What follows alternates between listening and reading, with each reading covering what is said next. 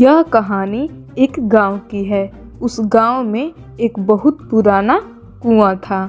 गांव के लोग उस कुएं का इस्तेमाल नहीं करते थे क्योंकि लोगों का मानना था कि उस कुएं में कोई भूत रहता है। भूत के डर से कोई भी उस कुएं के पास नहीं जाते। एक दिन की बात है, कुछ बच्चे कुएं के पास खेल रहे थे। तभी उनकी बॉल जाकर कुएं के अंदर गिर जाती है। तो सोनू बोला, यार यह तूने क्या किया? बॉल छोड़ दी और कुएं में जाकर गिर गई।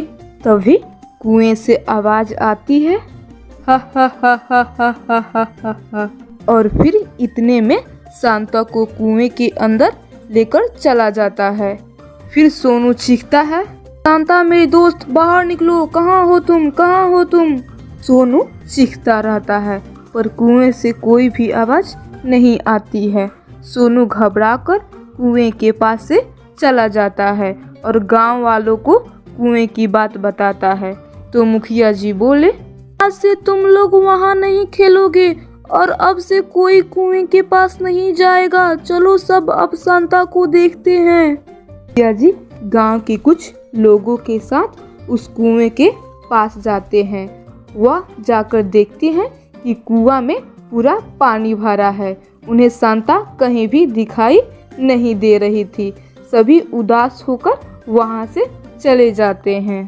तभी एक आदमी बोला, उस कुएं के पास जाना बहुत खतरनाक है, वहां लोग जाते ही गायब हो जा रहे हैं। फिर दूसरा आदमी बोला, तुमने बिल्कुल सही कहा, उस कुएं के पास जाना मतलब मौत को दावत देना।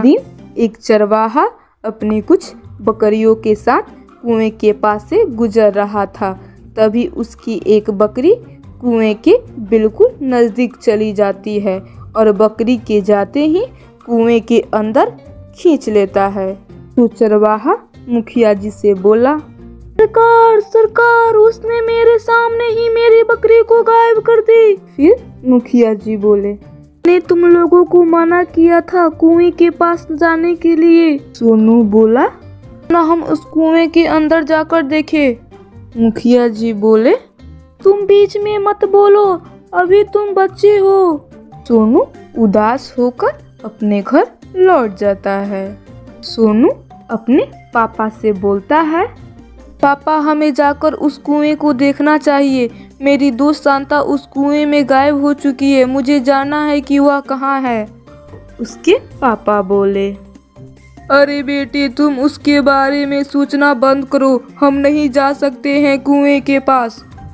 सोनू अपने मन में बोला, मुझे उस कुएं के भूत का पता लगाना होगा और अपने दोस्त शांता को भी वापस लाना होगा। दूसरे दिन सोनू कुएं के पास जाता है और पीछे छिपकर कुएं की तरफ देखता है। थोड़ी देर बाद कुएं के अंदर से चेहरे पर मास्क लगाए एक इंसान बाहर आता है और पास ही पेड़ के पीछे कपड़े बदल कर चला जाता है। सोनू बोला, अब मैं समझा, इस कुएं में कोई भूत नहीं है, यह तो हमारे गांव का ही इंसान है। मुझे जल्दी सबको बताना होगा।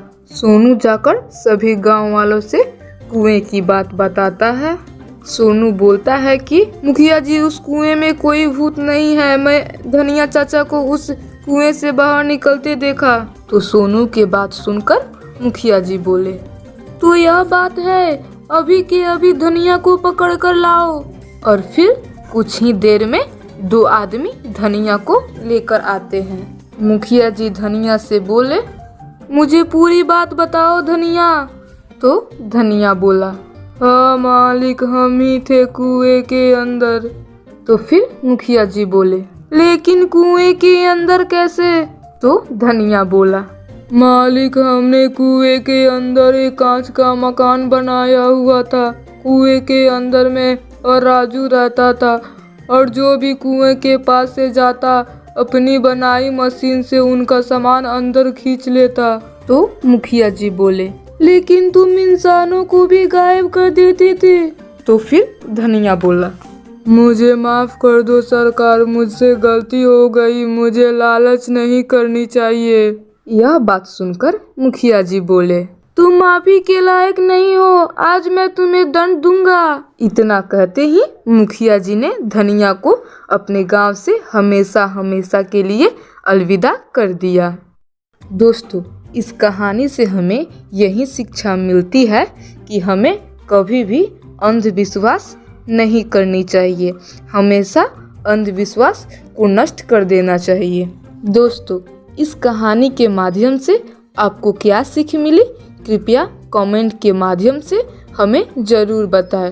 और इस चैनल पर नए हैं तो चैनल को सब्सक्राइब कर दीजिए और नोटिफिकेशन प्रेस को ऑल कर दीजिए।